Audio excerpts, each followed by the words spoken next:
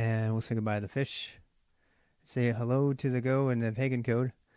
Um, all right, so this is just a continuing saga of converting, the peg code, the grammar, um, into code, and seeking a way to represent this as code that's been generated. First, we're kind of simulating the generation, then we're going to do the actual code.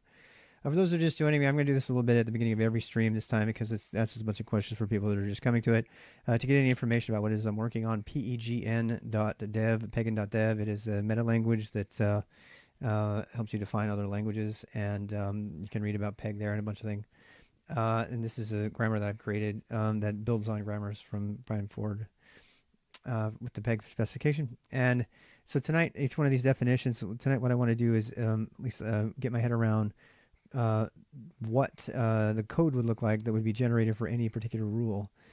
So here's a rule, here's a rule, here's a rule, here's a rule. Each one of these rules has a what I've been calling a quantifier. So this means it's optional. This means it's 0 to 1. This means it's 1 or more. I talked about that before. But now, what does this look like when it's rendered as code?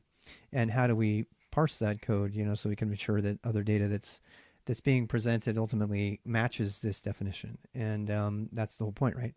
And we're going to start with some of the easier ones here. I'm going to actually try to. I've already started a little bit of work on this octal range one. The reason I'm picking this one is because it's got another one inside of it. So it's got this one here, which is the lowest you can get. This is a class, an octdigit is just a one of a Unicode character class. And so that, and then but this is significant. So this means that it's also going to go inside of octal range. So I have to create both a scanner for this and a parser, and the parser is going to need to end up with a node that comes out of this, and the node should have two child nodes, the beginning octal range and the secondary octal range. So I know what that tree is going to look like, and so we can write tests for that. And attempt to get our at least our initial version of the parser working, so then we can actually generate that part of the structs and the parsers automatically. All right, so here we go. So I actually kind of already wrote this once, and I started out just making it all as a struct, and the problem with doing it as a struct is that I ran into a problem with a looping initialization because of oct range. So I want the scanner to know what it's scanning so that it can provide, this information about where the errors are can be provided in the kind of verbose error messages, which is a real top priority for me in doing all of this. And you can't do it this way because when you do an assignment like this, it hasn't got the oct range symbol defined in the symbol table, so it can't find it. And so the Go has provided this, a init function, which is awesome. This runs automatically. All the inits are added up, and I think in lexicographical order they're run before main runs. So if you need to do anything like that, but the problem with that is it's stuff that could have been easily included in the compilation that doesn't have any runtime effect. Is now being forced to do assignment and work during runtime, and I don't want that. I want that to be compiled. So there's a few ways around that.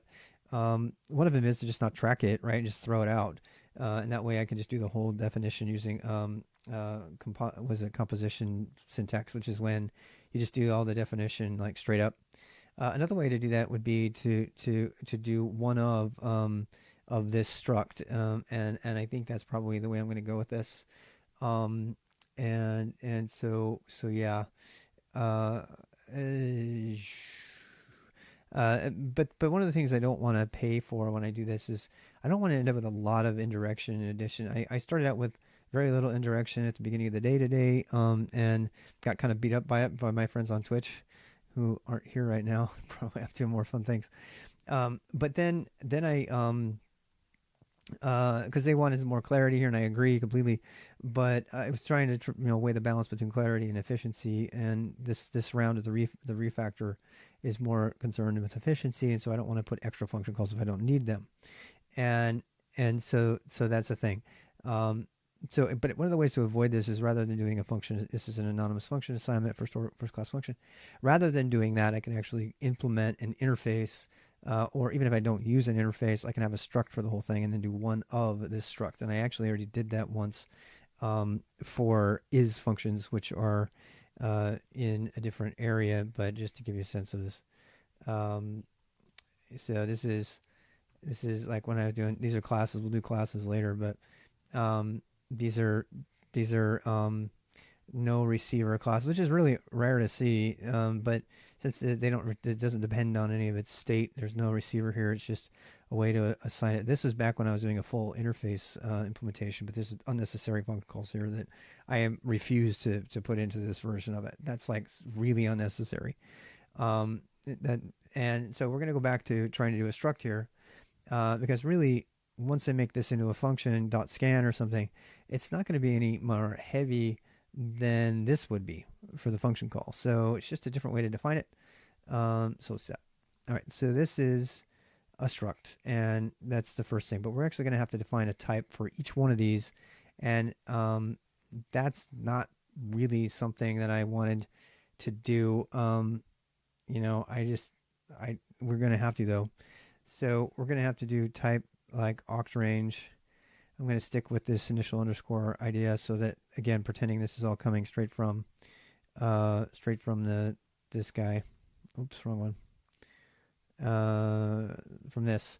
We want to pretend that a lot of this stuff is coming over directly. I could probably just close that. I don't need this anymore.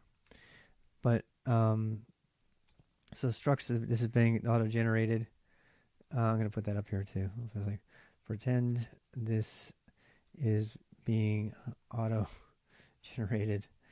So we got a struct here, and we can actually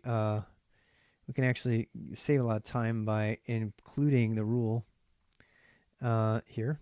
Okay, and by doing that, we can basically inherit. It's not inheriting, it's embedding, but that means that I am a rule. I don't have to do all the extra work for that. I don't think I can put it on the same line. I don't think I can. I've never tried that.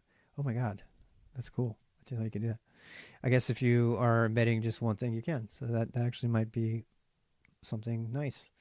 So an oct range is one of another thing, and we don't really need a reference to itself. We will eventually need to do that in order to run the thing. But let's go ahead and map. You know what? I think I could probably get away with the same trick I did on the other one, just by having a no receiver, and then just make this a scan.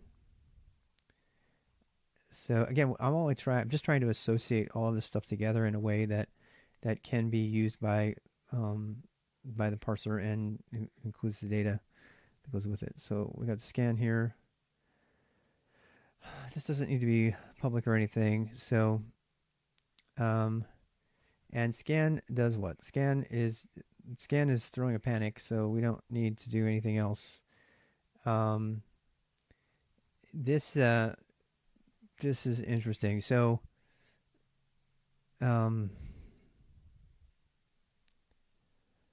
yeah, it's kind of reverse actually, right? I mean, like some people would write the oct range as a part of the scanner, you know, and they would associate it with the scanner, and that would be fine. The problem is that you're going to lose all the informational stuff that goes with the struct, and that's not okay. However, I wish I could do an anonymous struct here, and then I could associate it, and I could map the stuff off it, but I don't think I can. The annoying thing here is that I'm actually going to have to instantiate one of these, and I don't want to do that. And that's really annoying. I also don't like that I have to pass a scanner to it. It's like not functional programming. You know what I mean? It's like it just smacks too much of OOP, and I'm kind of okay with that, but this is just not fun. I mean, you know, this is just not fun. Oh, we got notifications. Who's here? Oh, whoops. Yeah. Live coding. So I hope they don't retweet every time I tweet to the Linux thing. That's going to be annoying. So what to do? I mean, this will work, but it doesn't feel right. This doesn't feel right either. What feels right is doing the inline version. But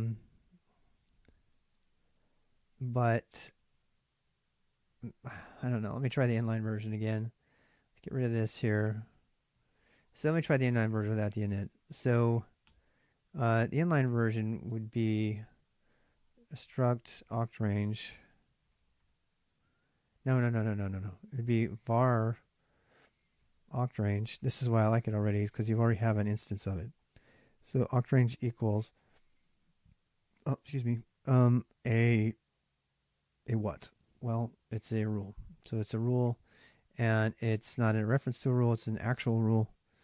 There's nothing in it that is ever going to be needed. There's no state. This is why it's kind of like a constant. I wish I could have it be a constant, but you can't.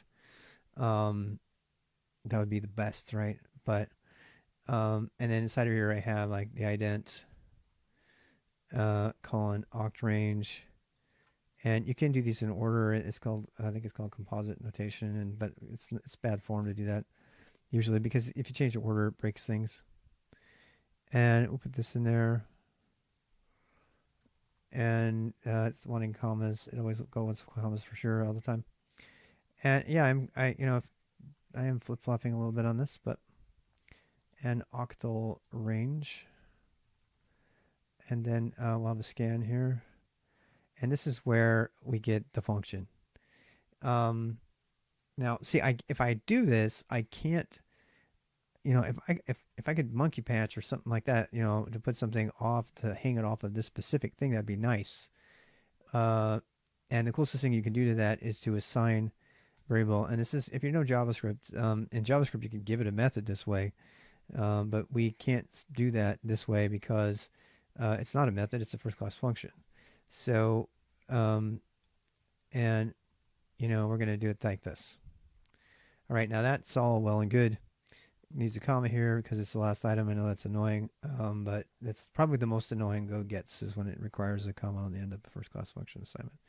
I cannot put this, I guess I could assign that and then have this also be something that was predefined up here. But the whole point of this is we kind of want to keep it together. Remember, this is all getting generated. So what? So, I can do all of the rest except for the scanning. 1, 2, 3, 4, 5. Let's see. Oops, 4 lines. I missed my 5. There we go. This is all going to be using a panic, which I'll talk about later. And this works, right? And that would be so easy to convert. I still like this way the best. I'm going to try to make this work. So that is this represented in code, right? So I could parse through that and I could generate this code from a template or otherwise and do pretty easily. And that goes for the parse function, which we'll get to eventually. In fact, I started doing the parse function. I'll return that in a bit. The problem with this is, well, first of all, I'm using stuff that's not defined. Undefined scanner node 96. What are you talking about? What you talking about, Willis? Oh yeah, I'll add the scanner back. Scanner. Here it goes. We have some scan. This stuff I'm going to be writing a little bit later. So let's go ahead and copy that into its own file too. I might smash these files all together later, but for right now I want them separate. So here's our scanner. That's been called many things, including today. I've called it a data at one point. It's now officially a scanner because it's got some stuff in it. And here's the scanning stringers, like anything that I can scan, and that has to be a struct. So this is the part that's a little broken, and I'm going to show you how it's broken in a second here. It's not broken so much as it just doesn't work. We'll add scan string back. We'll add all of this stuff back in a little bit. I just have to have the structure there so stop screaming at me. Oh wait, it's screaming now at me, so I better do it now. All right, so let's yank this out. Put this in here, hang that off, And this is actually, I talked about this earlier, but this is where my expect function method from the other stuff I was doing came in. And we're going to put that back. Hey, how's it going, super noob user? Are you really that noob of a user? I doubt it. Oh, no worries. So we got scan rule twice. Why do we have 2 scan rules? That's not good. Let's get rid of this guy and scan node. Look at scan node. Oops, I broke this one. And do that. Oopsie. I must have busted it. How did I break it? Did I delete it? Undefined octal. Okay, I'm gonna have to put that here. All right, and error of data. I like this because they're like getting only the stuff that's needed. Sometimes it gets a little messy in here. All right, so put a constant for end of data. Should probably put that in the errors. There we go. I can flesh that out later. Undefined node. We do not have any node types, so I don't know where that's coming from. Rules that go. Line 26 has scan string is calling a node. I must be calling a node. Yep. Scanner.go. There's no node reference in there. Line 10. Where are you coming from? Oh, right. So this returns a node ref. Alrighty. Alrighty then. Well, that is something that is in there, but it's not quite ready for copying. It's been finished for a long time. I just have to tweak it and get it so it's in this one too. And there's a reference to node right here. Most of the stuff is due, but I'm just gonna put the structs in, and then we'll put the stuff that they do in over time gradually. And that way we're not putting stuff in that's not needed. This is kind of how I refactor. Might not be the best way, but and let's see, what else are we gonna do? We're gonna go ahead and frankly, we need to put this into a node.go file. There we go. It's really the right thing to do.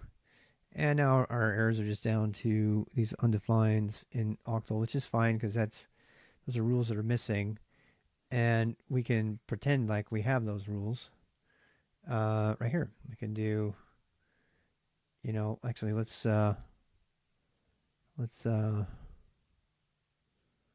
see if we can, well, I'll tell you what, let's just copy this guy. This is what I'm talking about code generation, right? So code generation is basically copy and paste. So boom, generated. I can do octal. And now this is octal. As I said before, now you get to see how things are generated. So octal is a 0, and an octal digit plus. So we'll put that in PEGN here, so that can be represented in the error output, or if we're generating docs or something. And what do we have? We have an octal digit. Let's see, we could say an octal digit beginning with letter O. There you go. All right, there we go. So that's that.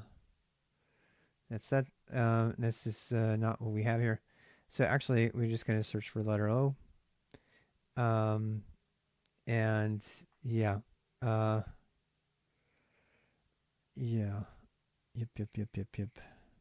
I sometimes wonder if I need scan string, or if I could just do scan rune. I think scan rune would be faster, but I don't know. Actually, scan rune would probably be inline, to tell you the truth. Let's try that, because it's only one thing. It's very simple. There's no if save. There's no for loops. Yeah. That's what I need to do. Okay. So scan rune will be faster, and then we need to do what? We need to scan a digit. So then I can do a scan class, and this is always interesting. Classes could actually be inlined as well. So, and I'm going to put class here. I'm going to actually have to implement this. I'm going to have to turn it off for a bit. But so let's say scan class is an octdig. which doesn't exist yet, but will. And so yeah, trying to decide how to write classes. They used to be is functions. We could do is octdig. That's probably the way to do it. I know it's not good Go code to do that, but I don't care. The truth of the matter is that a lot of the only problem I have is that sometimes classes, of course, conflict with you know what? No, the classes don't conflict. At least they don't right now. So let's try it with just octdig. And so a couple things here that we haven't done yet that I'm planning on doing. I'm going to go ahead and write here. So I've decided to do the quantifier as a separate function because we know about the quantifier when we're compiling this code, when we're generating this code. So instead of saying scan class, I'm going to say scan class one or more, right? And I don't know whether to do one or more class or I do class. You know, I mean, we got to figure out some way to say it. Stand class optional, stand class min max, stand class. I don't know what the name would be, but we need something like that. So scan a rune, scan a class. We could scan a class. What do we want to say? I mean, scan. How about this? One or more. I'm just more of. How about that? Scan one or more of octdig. I mean, you definitely know what it is. The symbol doesn't matter. You're not going to be writing it. It's just going to be auto-generated. But, you know, I kind of like it. It's like scanner one or more of this, right? And that has to be, this is be a class. I could say of class. I mean, that's like an insane question. It's like an insane method name, but you could definitely read it, right? Scan one or more of class, octdig, scan rune. I mean, if we're going to have a function call, might as well, the whole purpose of that's for clarity. And if we have that, might as well write the big long name. So scan rune. So scan rune means scan exactly one rune. Scan one or more. Scan class one or more. I scan one or more of class. I like that because it just reads better. But I'm kind of, I don't know. I'm kind of hung up on it. But let's just leave it for now. So anyway, we'll get rid of it. And because those aren't implemented at all yet. Yeah, we'll do that next. You're probably wondering what happens when it scans when the scans fail, and we're gonna actually panic and defer in order to keep our code really simple for that. So, and that's something, if you know about exceptions, it's somewhat similar. All right, so up here we're gonna do scan function scanner as scanner as scan string. Actually, I'm going to change this to scan rune. I just think the rune scan is going to go a lot faster. So anyway, if we've got one of a thing, I do not want to. That goes for tokens too. So yeah. So scan rune, scan rule. So we're going to scan the octal, which is a rule, and yeah. So yeah. In fact, I think we can get away down here with underscore octdig, and I think that'll be fine. We're trying to keep these from colliding with namespaces. Once it gets crunched into a single file, it's going to present a different problem as well, but we'll deal with that when we get to it. We might have to, it's part of the generator's challenge to do. All right, so we need scan rune defined. We don't have that at all. So that's it's going to go into the scanner. And actually not too hard to do this one, so I might as well just do it. Scanner, scan rune. And R is a rune. It's an int32. It's an alias for int32. And what? So then we're going to go ahead and scan it. So let's say if we have a rune, then it matches. So actually, if R equals s.current, oh yeah, s.buff, s.cur, and then what? And this is it does not equal. If it does not equal, then what? And then panic, and then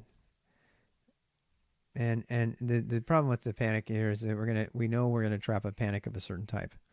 So yeah, it's not a problem. So we're gonna panic with. I mean, for right now, I'll just put rune. And there does need eventually to be an error message here, and this is kind of the tough part is, we're gonna have to. So when we call scan rune, we're gonna have to trap the panic that calls this thing, and then we're gonna have to see where the panic happens so that we can sort of roll it back and get a better error message. It's the only way to get better error message in here would be to transfer that data at runtime to the scanner when we call it, and we're not going to do that. So this has got one purpose, either scan it or panic, and that's it. So anyway, it's not happy because mismatched types, rune and byte. That is fair. That is definitely fair.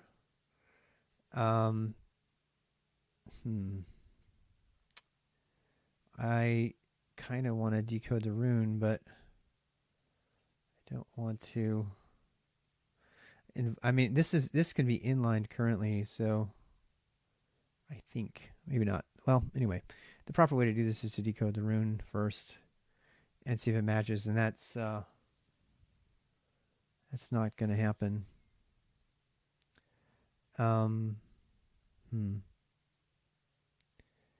This is iterating over a string buffer. It's comparing the strings to the other ones, but that loop is causing us to not be inlined.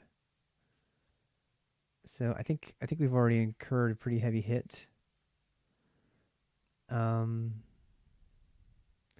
an unnecessary if statement right there for what I'm doing here. No, actually it's not. You know what? Fuck it. Sorry for the swearing, but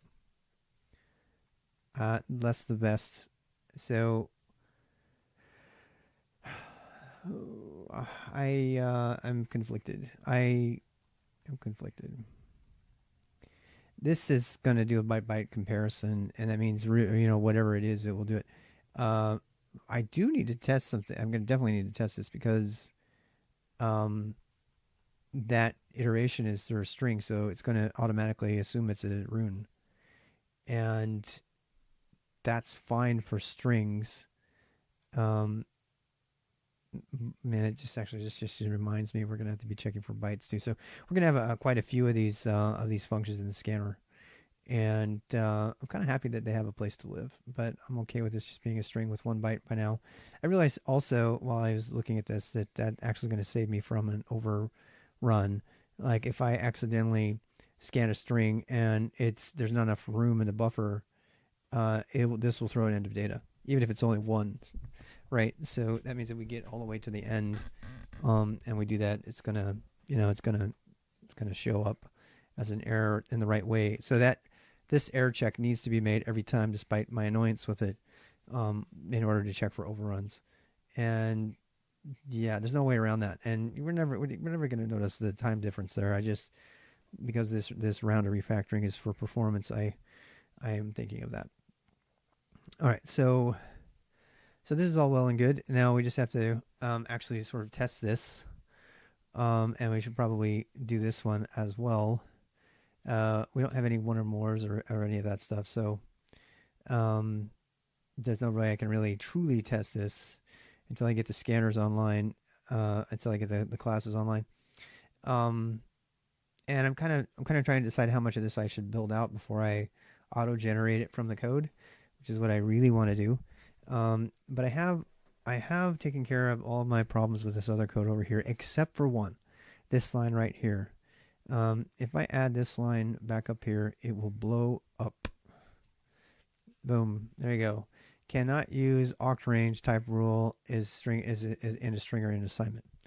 Does not implement stringer. Well, even if it did, and it won't. I mean, I'm going to go ahead and do that right now. But if I so let's implement stringer just for fun. So actually it does implement stringer, which is kind of annoying.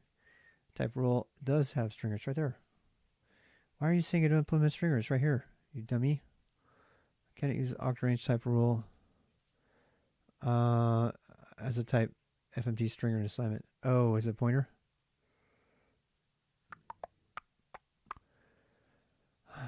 It's a stringer. I wonder if it's pointer to stringer. I think it must be. It must be. Let's go take a look here. So it wants, where does it want that? Rules. Where's my stringer? Rule. It needs to be implement stringer. Why am I having a moment? Is it in the scanner? Yes, okay. So scanning. So this is a way to communicate what thing it's currently on in a way, hopefully, that would get you a good error message. Because then when you do errors down here, you can say, hey, I'm scanning this thing and I had this problem. And that's a good way to communicate it. A little roundabout way of doing it. It might not even be the best way. I'm not sure that's the best way, but let's at least entertain the possibility for a second. So there it goes. It says f is a pointer to interface, not an interface.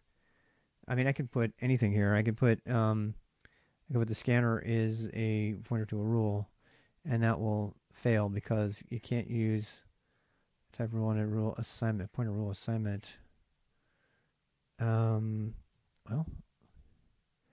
Well, here you go. So watch. If I try to do this, it's going to really blow up. It's going to like, dude, it hasn't been defined yet. You can't use it. They're invalid indirection of oct range type rule. So, oct range is a rule and is one of a rule. Actually, you know what? Can we do this? Please let me do this. Oh, there you go. There's your initialization loop. So this says that I can't do that. And there you go. So you know what? If this works, I'm going to be very happy, but I seriously doubt it's going to work. Yeah, there you go. It refers to initialization loop. Oct range refers to, yeah, there's the initialization loop again. So we can't do that because of the way initialization and declaration and all that stuff happens in order and Go. You can't do this because this is defining what will be contained in the symbol for oct range. So you can't reference a symbol that has never yet been created. And the way to get around that is to do this, is to define that an oct range will exist and then to assign to it, including an assignment to itself. That begs the question, why are you doing that? And the reason, as I said, which may be dubious, is to get better errors.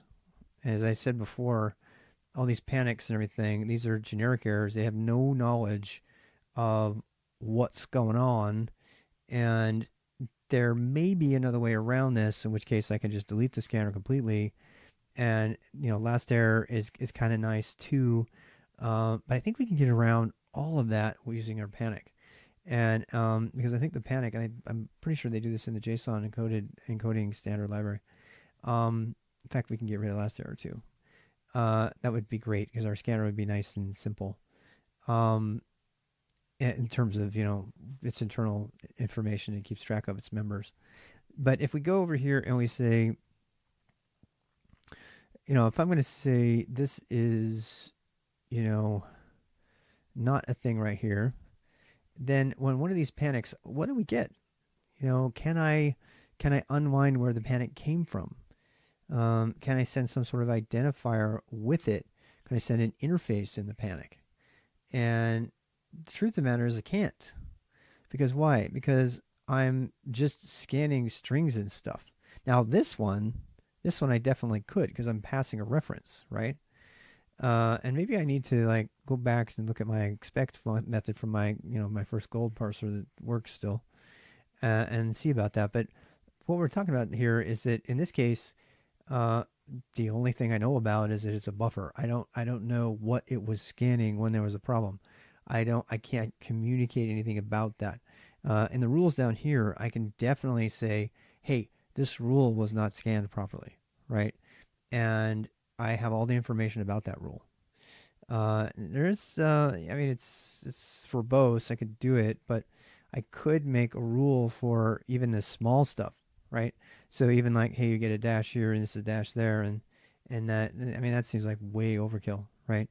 But strictly speaking, that's consistent with how I would do generation, right? So if I were going to do code generation, I would be in the node tree and I would descend to the node and I would look at all the children here and I would see, oh, I have this. So my first rule is a rune. That is a rule. It's a plain rule.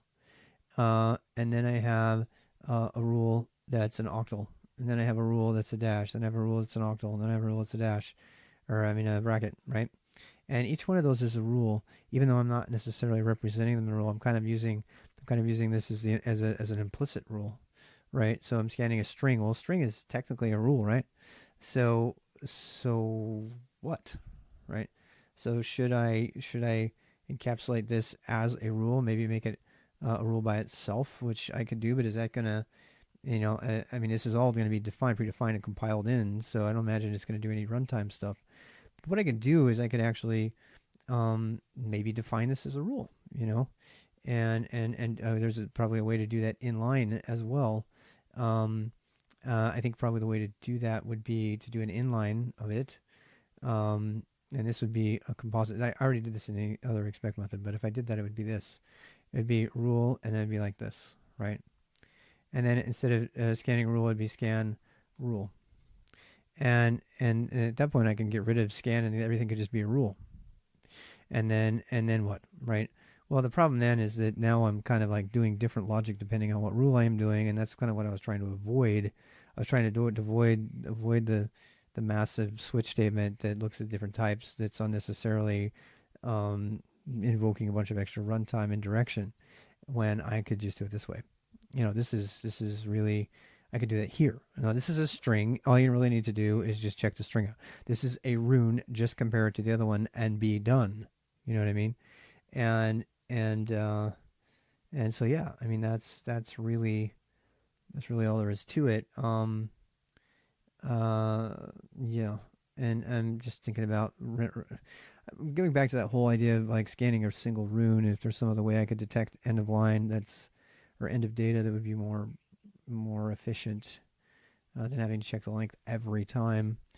One of the ways to do that is I could actually panic if I was at the end of data, and that would be a check on everything, and that is no different than any of the other checks. So, I mean, let's just face it. I'm gonna to do the scanner is gonna have to be smart enough to check that it hasn't reached end of whatever every single time. There's just no way around that. So I'm just gonna have to just be okay with that. Anyway, so this would probably not be a rule. I don't want to do that. I could just, I mean, number one, it's like really complicated, right? But that leaves me with a problem, right? Because I mean, scan string, I could actually say, hey, you got a string here that's not good, right? And scan rule would be, oh, you got a rule, and then if that's actually fine because the rule carries all this other data inside of it. But maybe I don't care about strings, right? Maybe I don't care about strings and stuff like that. I say you have a string here that doesn't match, and then I don't need anything special. So let's actually simulate a panic here, and see what that would look like. And so let me just think about what that would look like. I'm trying to get my head around where I would put the panic. I could put it in the scan string. I'm wondering if I should put the defer in here though. I'm trying to, okay, so when you do a panic, you have to have a defer in order to catch the panic. And I'm kind of thinking that I could put it in here. But I don't know. I'm trying to decide where it would be best. I don't want to have to write a lot of extra code in here for the defer. And the truth is the defer is going to actually be pretty involved because it's going to have to kind of examine where it came from and where the error was and everything, and kind of unwrap the stack trace and all that. And I am trying to decide whether I want to. Well, I definitely don't want to put it here because this code is going to get generated. Of course not, Rob. All right, so the panic needs to go. The defer needs to go in something above this, which would be the thing that calls scan. And so then we have to kind of think about, well, how is this whole entire thing being invoked in the first place? And so let's give some thought to that. I've written this up in the PEGN, in the underscore PEGN thing. So there's a couple major entry point functions to this whole shebang. The most important is parse. There's scan and then there's parse. And scan checks to see, I don't know whether to call it parse or check, or scan or check, but the scanner is supposed to, I think it's probably check, or validate or whatever, right? I think validate's probably the right one. And so that is our major entry point. And naturally that stuff needs to go into PEGN.go because it's major stuff. So let's do it. Let's say func validates. All right. So when validate, we take, I mean, we could have check, I guess. I don't know about check. What do you think? That'd be, somebody would be using it like this. They'd be doing PEGN dot check, you know, some input, right? Some number of bytes, and you, what do you get back? You get back a true or false. Actually, you get back an error, and the error would be where you're, you know, this would just check you against the PEGN data. There's another one that's different. Validate. I don't know. It's wordsmithing. So let's do check. Verify, validate, tests, scan,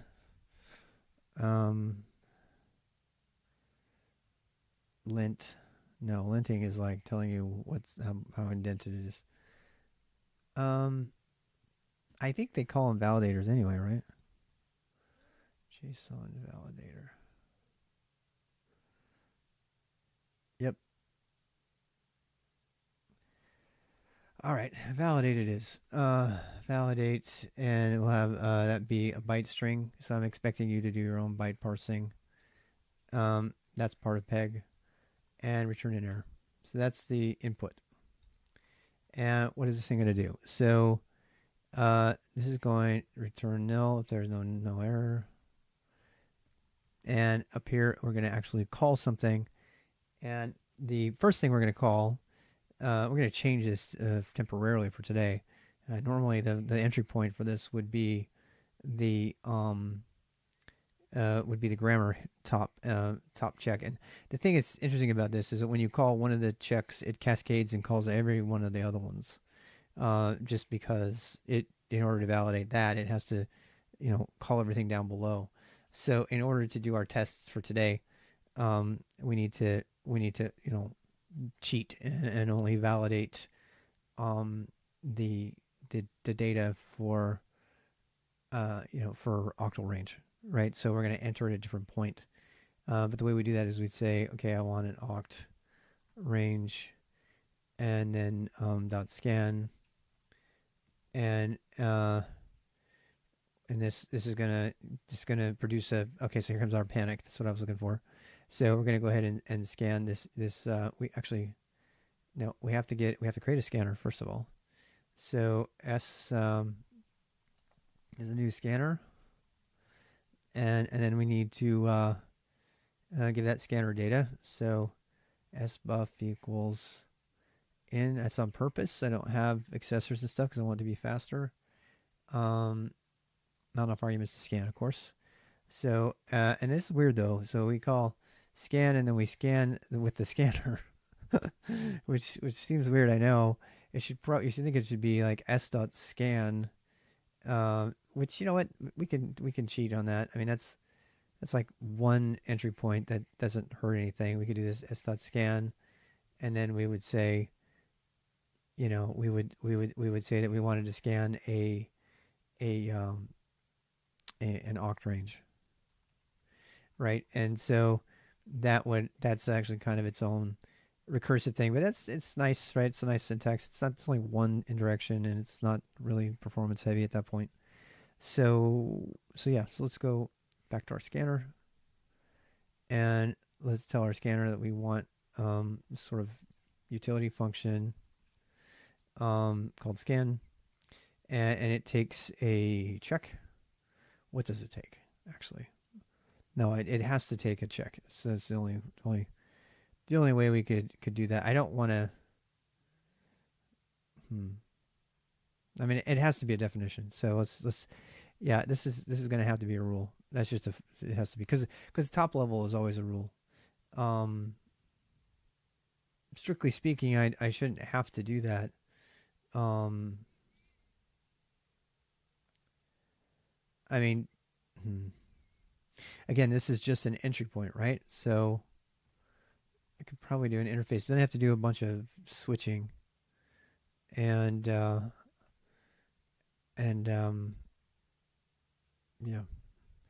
All right, so actually, this is interesting because then we can put this is where we can put our nil handling. So let's look at that for a second. So if we're going to scan, what are we going to scan? We're going to scan a thing. So this, we'll call it an interface, and we'll switch on type.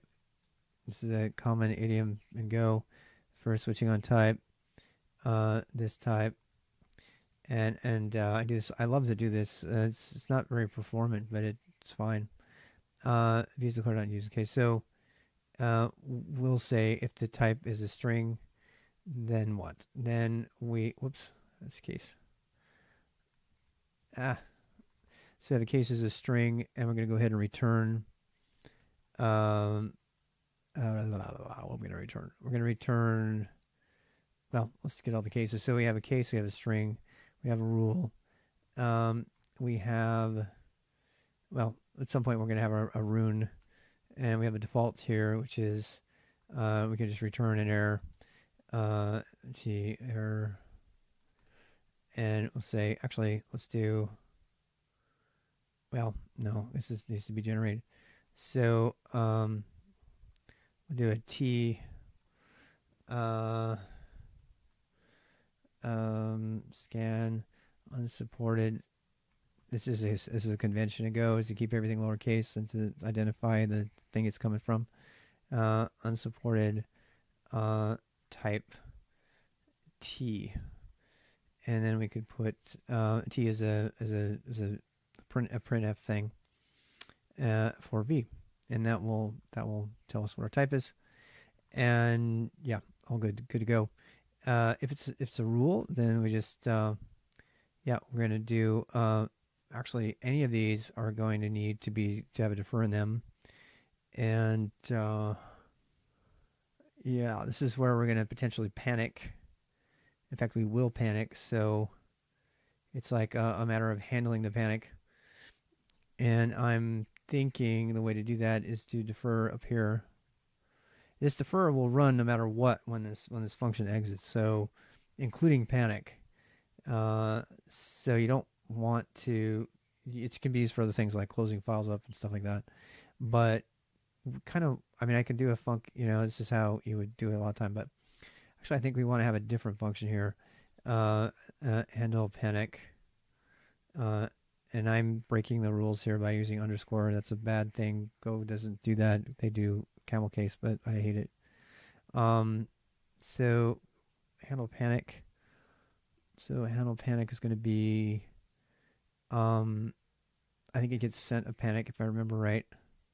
It gets sent the thing that gets passed to the panic, and I think it's going to be anything actually, which is kind of cool. It's like being able to throw anything, and if you know exceptions.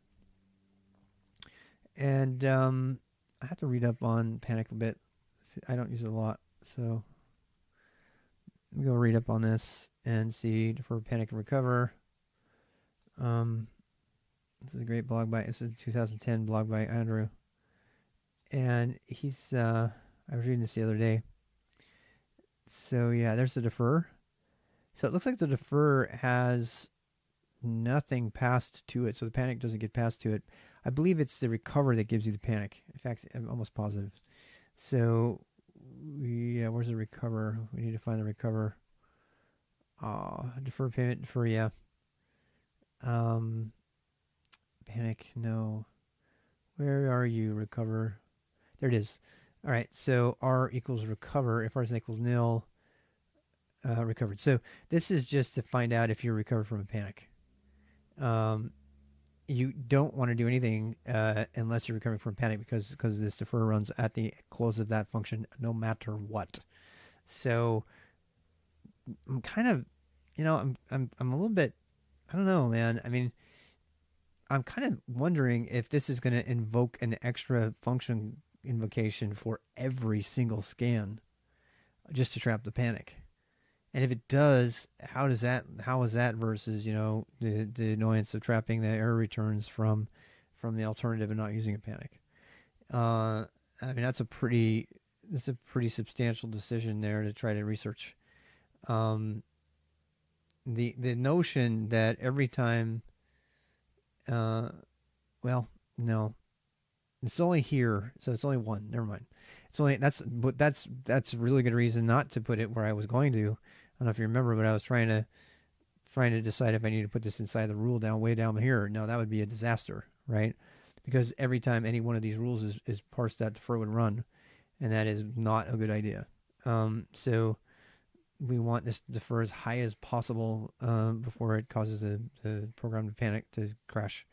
So that would be here, because this is where it's getting invoked. And so yeah, we're going to defer, handle panic. And we don't really need to do anything besides that. That's it. And apparently there's nothing passed to the panic. We're going to get the panic through the recover. And we're going to do if what do we decide here? I mean, I don't necessarily need an if statement for that. Let's do this. Let's say this equals recover. And we could say if this is not equal nil, actually if this equals nil, I'm just going to return, nice and happy. I don't care. Down here is me handling the recover. And so over here we can say this, probably just printf it. I'm just curious. For right now, let's just println it. Let's printf it. Print, because we never know. Panicked. Actually, I mean, I'll fix this later. Handle panic. And do a V here. And let's do this. I don't know what this is, so we'll see. This is not an idiom or anything from Go. This is just something I use when I don't know what to call something, because it could be anything. And so I just use this or stuff or thing, because interface and an empty interface is a type. It's an untyped type sort of thing, so that you can then determine the type later when you need it. It's not a generic. It gets confused with those all the time, but it's good enough actually. So that's kind of nice. And so anyway, so we have this panic situation going on, and now we need to test this. So I'm gonna go ahead and cheat. I'm gonna cheat here. I'm gonna say would handle string, and I'm gonna do this here to say would handle rule just to see. I want to blow it up on purpose, and there's no test coding for that yet. So let's do tests. I'm going to do probably an example-based test. I like those the best. And I already have one, but I'm going to slowly migrate over from it. To do an example-based test, I mean, normally you would only do this if you were going to do this here.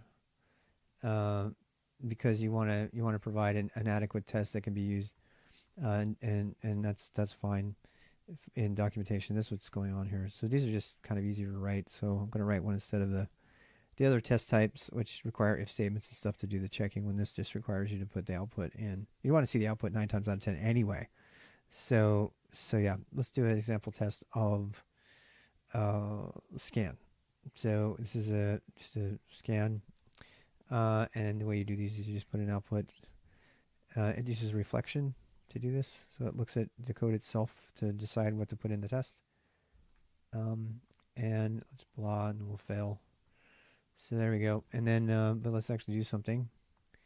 By the way, if it's other, you can have unordered output if it's like a map or something that's not guaranteed to be in a particular order. And so example scan, we're going to do that. We're going to put up here, what are we going to do? We need something to test our scan. So I'm just going to call scan straight up, PEGN.scan. And we need some input. So I'm going to make a byte array out of a string, something to scan, and that should blow up undefined PEGN. What? That's not possible. Oh, you know why? Did I have my module in here?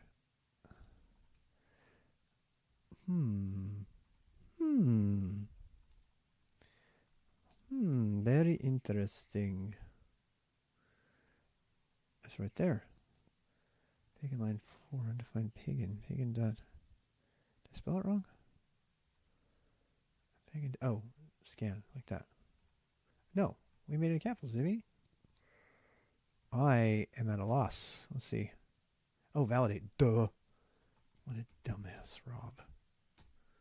All that work coming up with the right name and you can't remember it. All right, so there you go. Without a rule. So there we got our panic, and that's interesting that it saw it as a rule and not a string. I gotta go check why that is. That should not have happened that way. That should not have been that way. Let's see. Oh, well, there you go. We validated an octal range rather than doing a test with our own scanner. Oh, I see what we got to do. Yeah, we're trying to test this like validate thing, and that's like the octal range. So we're doing already cheating. Yeah, I don't know what I was thinking. I can't do this, right? That's not gonna work. Would handle rule. Actually, no, that's fine. That's a good test. I mean, it's good enough. We're just trying to like look at all the stages here. So we're pretending like right now my entire grammar is just octal range, and it's not. So it's testing our panic and our thing. So yeah, let's move on. Let's see if we can actually do something with the test. Yeah, I mean, yeah. And I mean, we mostly just want to see the output without having to compile it and everything. That's one of the reasons I love example tests. They're really great when you don't want to have to compile to run a thing. So what we got? What are we doing? We're doing the scanner stuff. PEGN's got the scan code. Wait, where is scanner? Oh, it's in scanner? Okay, fine. So scanner would have a rule. So if we have a rule, then what? We need to scan the rule. So actually the panic, oh, this is great. This is great because we can actually just, oh my God, this is so cool. So this is exactly what we want. We just do scan rule V and the panic will propagate. Nice. This is nice, Rob. This is super nice, super clean. You know what I think I can do even? I think I can do this. I don't know. I think I can do that. Yeah. Is Go faster than C? No. C is the fastest. Go is designed to be fast. It's very fast, but it's compiled. C is the fastest. Rust is faster than Go, strictly speaking, for runtime performance. But it's much, much, much faster. Go was written to be written very quickly, much like Python. It's actually the first line of the site says it was created to replace Python, Java, and C++. So that's its sweet spot. It's very fast to write. It's rock solid, really fast, and designed by some of the most brilliant engineers on the planet. The people who invented C and Unix. They're some of the people who invented Go. No other language can say that. So that's why I'm into it. Anyway, so here we have no panics here, but let's actually go to our scanners now and start panicking. so so let's see. It's trying to scan this rule, and this rule is fine. There's no panic at all, right? So but let's pretend like it didn't work. So we're gonna panic. It's like do. How about that? And that's gonna blow up handle panic do, right? So our panic is working. I'm really pleased with the panic approach. It's really simplifying the code, and this is why people like exceptions so much as bad as they can be, um, in terms of like drawing your attention away from the real problem. In this particular case, um, you know, I am ambivalent. I'm okay with them because it's just simplify the code so much. I mean, look at how much easier this is rather than trapping the errors and everything. Um, and I'd suggest that this is probably one of those times when panic makes a lot of sense because all this parsing is ultimately boiling down to does it parse or not. I mean, that's the very reason that we panic when we're doing Go code. It's like this doesn't even compile, dude. It's got a missing thing here and that.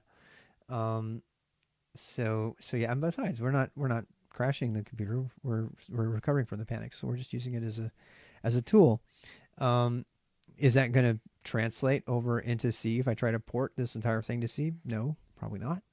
Um, I'd have to come up with a different way for that. I'd have to do some sort of, I don't know, actually. I'd have to look at that. It's probably a question for Mac. He's a big C programmer.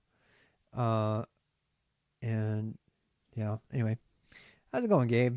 Well, good to see you, sir. Um, so yeah, C doesn't have any notion of exceptions, and this panic is sort of like an exception. So that's what's kind of going on there. And yeah, let me do this thing here. Got to validate something to scan. Let's do this. Let's actually validate a byte string and see if we can get our thing to work, shall we? And that would mean let's do this. Let's actually say something to scan, and this should say. Well, this is going to actually change eventually. This is just a thing. Handle. I don't even think we're going to say handle panic. I just have that there for now. So I'm going to leave that completely alone, and actually fix the scanner so that we have something to scan right now. Actually, let's start by scanning a string since it's already done. And that makes me want to change our test code. So let me go back to this. Let's do this example. Actually, this isn't scan. This is a validate example. I mean, if I'm going to do scanner tests, I'm going to have to do it differently. And I think that's probably the way to go. This isn't going to pass, so I'm going to comment this out for now. This is too high level. I don't want the high level just yet, because I now know I did all that because I wanted to figure out where the panic's going to go, and we figured that out, right? So we can panic in here without fear, and we can defer the panel the panic traps up here, and we can actually put scanning here, so we can put wall scanning. And then actually we can make a very verbose error message. To do replace with verbose error. That actually inspects the thing that is being. You know what? Let me test something here. I really want to test something here for just a second. So where's our panic with it did do? Is it in here? Yeah. Okay. Let's do this. Let's panic an oct range. And I want to see if I can see it. Oh crap! That's right. Oct range refers to blah blah blah blah blah. I thought we got rid of that already. God damn it! I mean, something. Shoot. We have that recursive, we have that initialization loop again. Um,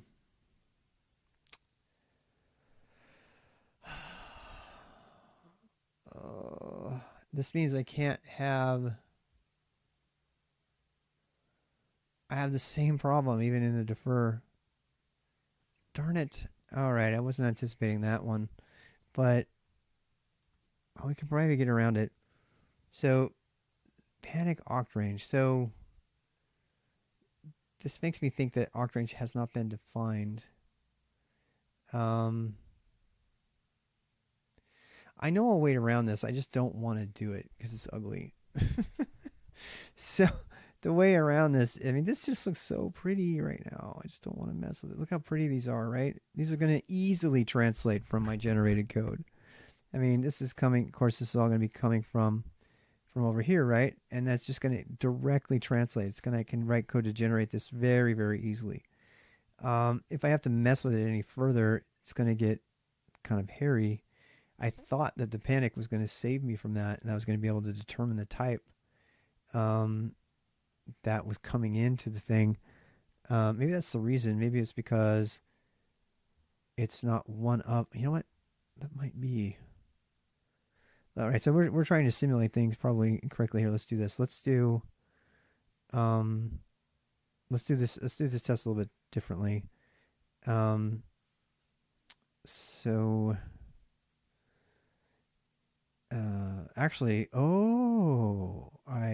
but I digress. No, that's exactly what the problem is. Yes. Okay. So that has to run bullcrap.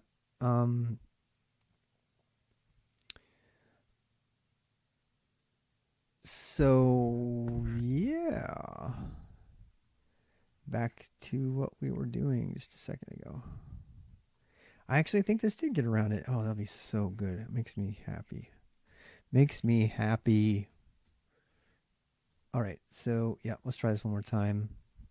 No circular reference. Yes, you see that?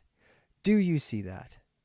Do you see that beautiful, beautiful error message?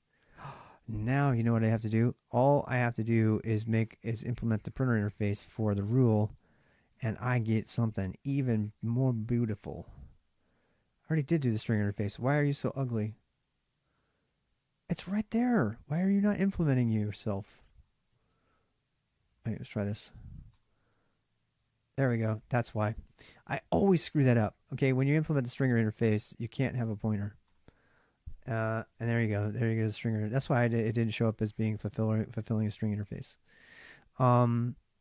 That's it, people. Now I don't have to do that stupid circular initialization, and I'm good to go. Okay, so that says an octal range, octal dash blah. And that, of course, is not the right thing. I must have chopped some of this here. So this is ripped right exact. That's exactly from here. So this when I'm iterating over this node tree, this has the AST. This is what I'm talking about. This is the thing I'm going to be going over right here. So I'm going to go down to like oct range, right? So let's go find it. So here is the octal range definition. And this is when you get, right? So when I'm walking this tree to do this code generation, I'm going to come to the sequence, and then I'll say, oh, I have a plain string, and then I have a plain check ID octal, and then I have the word octal, and then I have this. So as I'm going through these, let's see here. It's a check ID. Okay. So if it's a check ID, then I can go, generate it, and I can say, well, what kind of thing is it? It's an octal. That's not supposed to be a check ID. That's supposed to be, this is a problem. That's not supposed to be a check. God damn it. This is supposed to be, let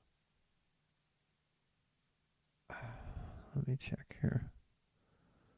This is when you have your grammar. That's your grammar. Check ID. Check ID, class ID, and token ID. Oh, right. It's not a res check ID. Okay, so I'm good. Whew. I was like freaking.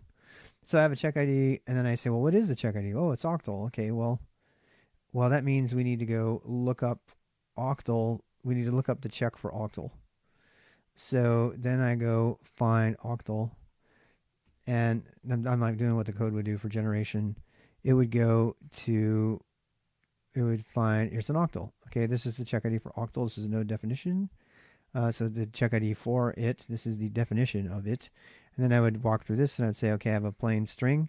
And then I would write, this scan string. And then I would say I have, whoopsie, which one? Oh, I'm talking about this one. So octal. Okay, so I'd say I am going to scan a rune for 0. Oh, did we set it to strings for that? We did, because we didn't want to read off the end, right? I don't know if that's going to be fast enough though. I don't know. I don't like it. It keeps us with fewer things to remember, but it just seems slower. Oh well. So scan string O, and then what? Then we have and I haven't done this one yet, but that's what it would be. I would say okay, and then I have then what? I have another plane that has a class ID, which is a res class ID, octdig, which would make it red. And then I say, is there any quantifier here? Oh, yeah, we have another, there's another sibling to class ID, which means it's got a quantifier. Otherwise, it wouldn't be just plain. I mean, this is plain, but wait, let me check sequences. Oh, plain is one of, it's not a negative look ahead. Those are negative look ahead, negative look behind. Those are going to be tricky. Those are going to be hard to represent. But anyway, so yeah, so then I have this class ID and I say, okay, I want this octdig, and then I want it to be one or more of this thing. So this then writes out all those things. But let's do the one for oct range again. So by the way, all of that is put in place when we get to octal. So but octal is a check ID. So in this case, it would just put a rule for octal, and then it would generate an entire rule set for octal, and that would just be a reference to it. And then it would do a string, and then so yeah. It would do, then it would do a dash for that, and this is as a string, so I think I probably should keep it as a string. That's good. And then it's another octal, and then a plain. All right, so that's how the grammar is going to be examined and tested and communicated. So I'm just really happy for this error message here, because this is really key. To say we got, what kind of error we got. I don't remember my other error code, return codes, but I'm actually going to go fix mine right now. This is really good news. I'm really happy that we got to do this. I keep opening the same thing, Rob. You're dumb. Silly boy, how's it going? Silly boy. So then we go over here and we have where's my errors? Error. It must be in my, where is it? It's in the scanner? I can't remember where I put it. It's not in PEGN, I don't think. Is it? No. It's got to be in the scanner. Yeah. No, yes. Handle panic. Okay, so yeah, so we're gonna actually print an error. You know what? This is interesting. Oh my goodness. I don't ever get a chance to return this error here.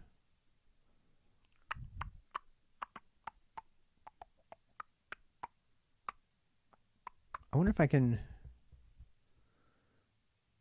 I wonder. I don't think I can do this. I'm going to try it though.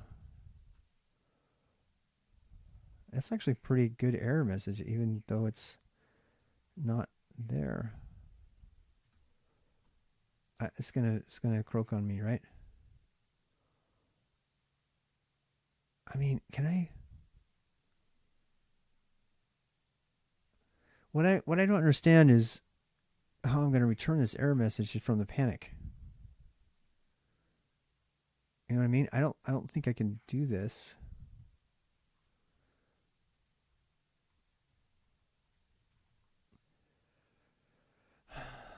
I don't think I can do this. In fact, I'm pretty sure you can't. What? we talking about? Oh.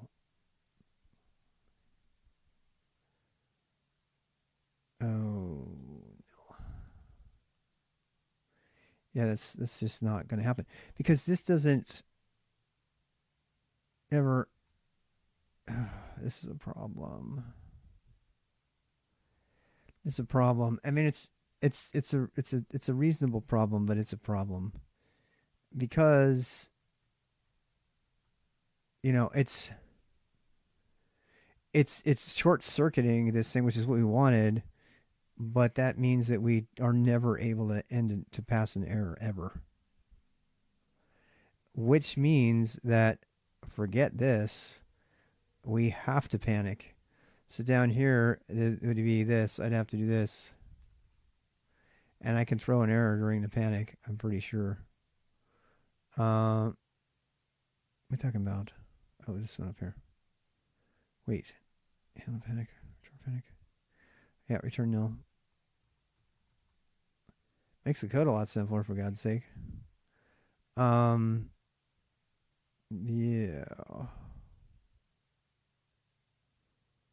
Let's do this. There we go. There we go. I covered it. It's just you're not. It's pretty final. There's nothing to return from the panic. You know what I mean? The only way I could do that is to propagate the panic up the chain. So yeah, that's pretty damn interesting. That just means that the scanner is just the people using the scanner are going to have to know this thing's panics, which is fine, and they can trap the panic, and they can do with whatever comes out of it. Because the thing that comes out of this panic is going to be a message, and then they can trap that, and they can get whatever comes out of that, which is always going to be a string, apparently. In fact, I have to test something here just to be, just cause. Well, printf. Whoops. %t of this. I want to see what type it is. I want big T. There we go. It's a rule. Huh. Huh. So it does have type. That's very interesting.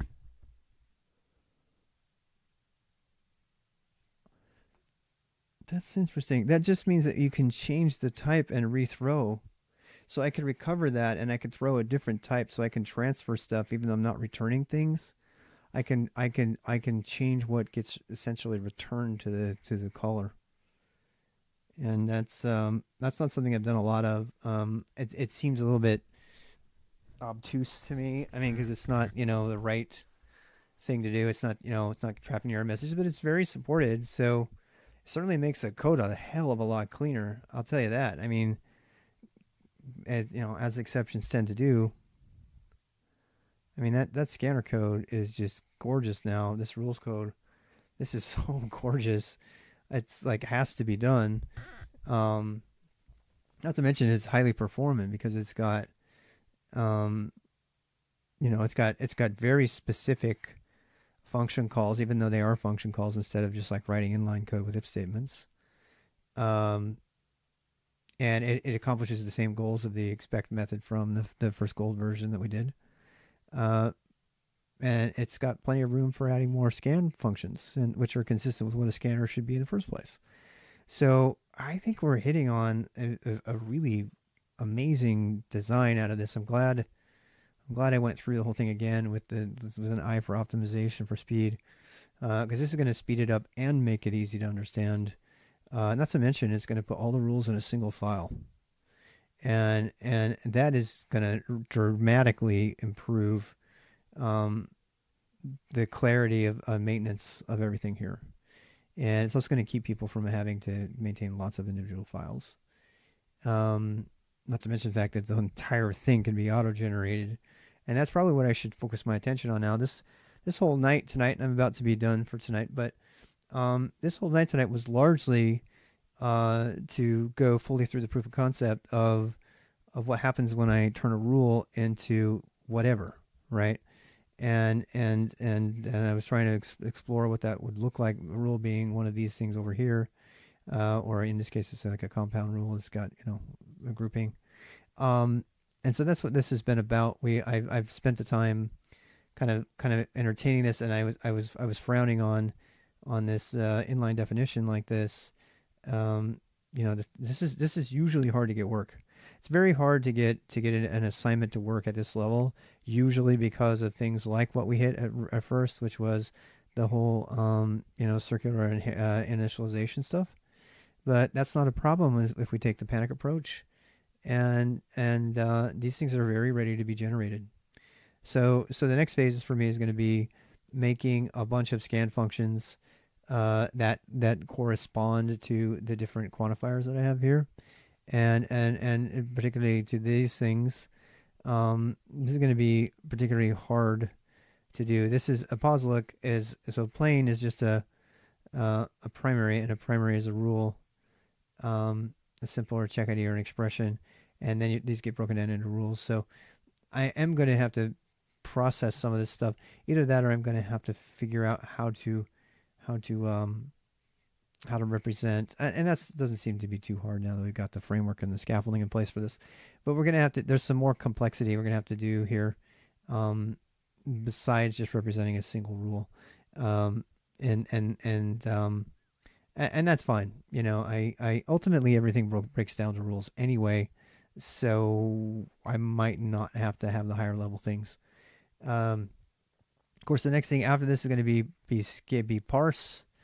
And this was not something I wanted to admit, but you can't have parsing and functioning mixed in the same function, and have it be performant code. And the reason for that is because you're going to be initializing memory and spitting out nodes and stuff like that, and that is the antithesis of highly performant code, because it has nothing to do with just scanning it to see if it matches. And the reason that this is going to be this is another reason I'm really happy that we came up with this rule structure idea, because this enables me to have the parser code right next to the scanner code. And so I already started doing this down below, but I didn't get a chance to finish it. I'm not going to finish it tonight, but I'm probably not going to be coming back heavily to code until probably Monday. Just so you guys know, I'm going to be moving tomorrow, beginning bright and early. We started already today, so I'm just taking a little break here. But anyway, so we're going to scan the rule here, and then we're going to have to do marks. So I'm going to take marks, and I'm going to scan the rule, and then I'm going to parse the distance between the original mark and wherever the scanner has landed. So something that's happening is things are getting scanned as the internal current, yeah, it's gonna be hard. The internal current mark is being advanced, so s.current is being advanced, which is why we need to bookmark it right here. And then we do our scan, and if the scan succeeds without panicking, which we assume it does, if it gets to this line, then we can actually do a parse, and we can say, you can make a node, and if there's not a new node created, you would just do, if there was, we do node.append child, and then what, and the tough part about this is, well, I mean, it's not that big of a deal. It's like, what are we, going to be emitting out of this thing, if we want to know, and if we want, the truth is, we're always going to want to know. We already did this in the first gold. So node is a node pointer, and so then we do this. Then we say, okay, so we do a new add. Actually, I need an n2 here, and so then I would do something like this. I would do like n equals a new node. Well, n is already a node, so actually I take that back. We have to make a new one. So we do n equals new node, and then we do n dot value equals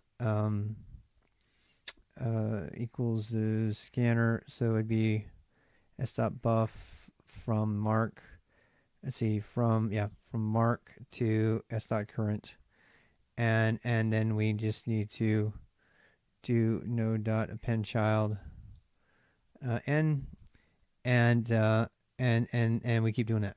So clearly there's more work to be done in this parse function than there is in just a simple scan function. Even though particularly this linear up and down there vertical thing is really, really nice. I'm so glad we got rid of the if statements with the panic. That's like a real win. Because by doing that, you can see, well, this is how it's getting scanned. But if you want something out of it, this is all the stuff that is significant. So we're going to scan that thing, but now I'm going to save it off, and I'm going to make a node out of it, and I'm going to store it in a parent node that I'm then going to return that you can combine with the other nodes and to produce an entire node tree that is what this is. And then you know, once you parse that, you can compare that against the AST for validation, stuff like that. I actually read recently that a parse tree is different than a node and an abstract syntax tree in that the parse tree is data that is going to be evaluated against an abstract syntax tree. So it'd be like the code that you're writing, that then the abstract syntax tree is used to validate and see if you're right or not. And so there's two trees, and the one tree gets compared to the other tree, and that's where you get your error messages like this right here. It tells me exactly what line number I'm on and everything. So all this stuff is happening every time you use any kind of programming language under the hood. This is where they're able to tell you exactly what problem it's on, because everything's being broken down into these graphs. That's the data structure name, but they're node trees, rooted node trees, and which is a form of a graph.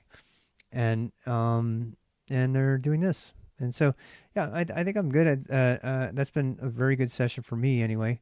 Hope you guys learned something along the way, or maybe got some context for things that maybe you're working on. And yeah, so why do you think of Humane will make a phone that respects privacy more than iPhone? Don't know, but that certainly sounds like what they're talking about in Hacker News. So it's a good question, Silly. I don't know. We'll see. Let's be hopeful, right? But the fact that they left the company kind of in disgust over the privacy thing was kind of cool. So I don't know a lot about that, so I'm not going to talk about it. I've only read like maybe one paragraph on the whole topic. So I'm very uninformed. Yeah, you think so? Well, I wish. I really wish. I hope. I can hope. I mean, what else can we do right now, right? Everything. It's all about hope. Get that pun? I did not mean to do that pun. I swear to God, when it first came out of my mouth, I was not intending that to be a pun for today. I think it's disastrously sad that those people caught it, even though it seems like bad karma. But nobody wants to go through that. That's nobody. Consumers shake their collective fist. Yes, they do, and I am with them, among them. I am not a fan of Apple.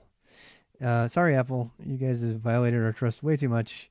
Stolen like the robbers you are, taken all the BSD code and not even given anybody credit. You deserve to die. I hope your company dies a horrible death, and that somebody else picks up all your great ideas and lets us make our own decisions. Anyway, on that note, time for me to chill and get out of here. So I'm super happy with this. Thanks for checking in and following along, and you'll see more coming out of this. We didn't quite get to the part where we ought to generate this code, but as you can see, it's going to be pretty easy to generate now that we have established how everything's going to work together, kind of the working parts of it. And I might not get to doing that code generation for a couple of days or so, but that will be next. So I'm going to call it. It's very nice to have y'all. Bye.